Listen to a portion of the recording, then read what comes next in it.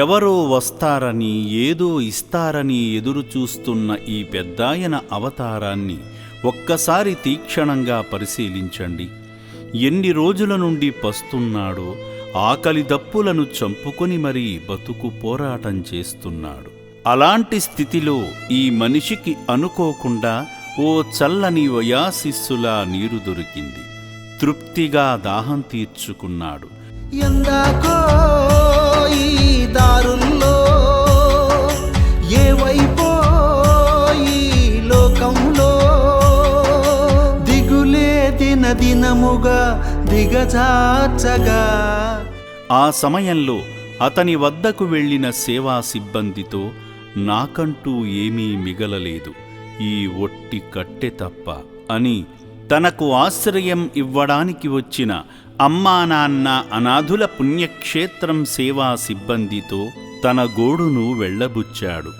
ఆ సేవా సిబ్బంది అతను చెప్పిన మాటలు విని ఆశ్రయాన్ని కల్పిస్తామని చెప్పి ఆ పెద్దాయనను ఆశ్రమ వ్యానులో ఎక్కించుకొని శ్రీ పుణ్యలింగేశ్వర స్వామివారు కొలువైన పుణ్యస్థలానికి నడిపించారు.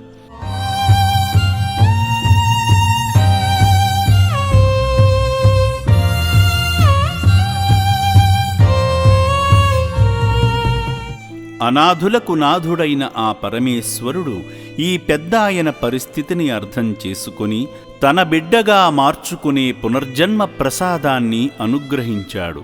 ఆశ్రమ సిబ్బంది పునర్జన్మ కార్యానికి ఈ వ్యక్తిని సిద్ధపరచి పెరిగిన జుట్టును గడ్డాన్ని కత్తిరించి కేశఖండన గావించారు.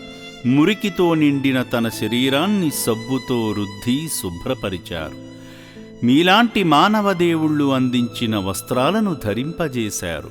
చూడడానికి ఈ మనిషి మామూలుగానే కనిపిస్తున్నా మనసంతా ఎంతో వేదనతో నిండిపోయిన వ్యక్తిలానే కనిపిస్తున్నాడు. బాధలన్నీ తీర్చే భగవంతుని చెంతకు చేరాడని పాపం అతనికి తెలియదు. అతి త్వరలోనే ఈ వ్యక్తి కోలుకోవాలని కోరుకుందాం.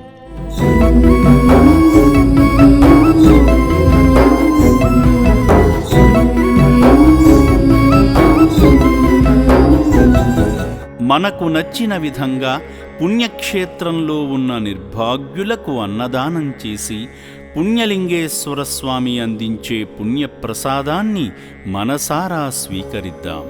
తరలిరండి, పుణ్యక్షేత్రాన్ని దర్శించి పుణ్యపునీతులు అవుదాము.